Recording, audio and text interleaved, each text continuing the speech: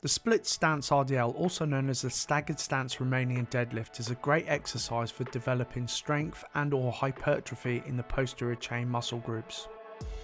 The staggered stance can be used to aid transition from a bilateral to a unilateral single leg RDL. Transitioning from bilateral to staggered stance will further increase hip and core stability demands to offset any potential rotation. The prime movers are the glutes and hamstrings, while the core and lumbar extensors create an isometric contraction to maintain a safe neutral spine under load. Before performing this exercise, you should have first become familiar with the conventional deadlift and of course the RDL. To begin, hold the bar in a double overhanded grip and perform a normal deadlift until you are upright and locked out.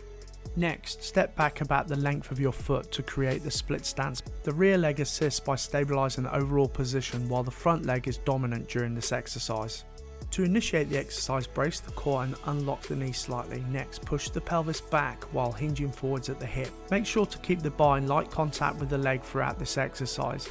As you lower the bar down the leg, you should feel the weight shift from midfoot towards the heel. As the Split Stance Rdl is a hip hinge movement, try to avoid any further bending of the knee as you lean forwards. The goal is to keep the emphasis on the posterior chain muscle groups. The bar will generally travel just below the kneecap, but the range of movement will depend on your mobility and of course your individual anthropometry. In the concentric phase, focus on contracting the glutes and hamstrings, creating a hip extension.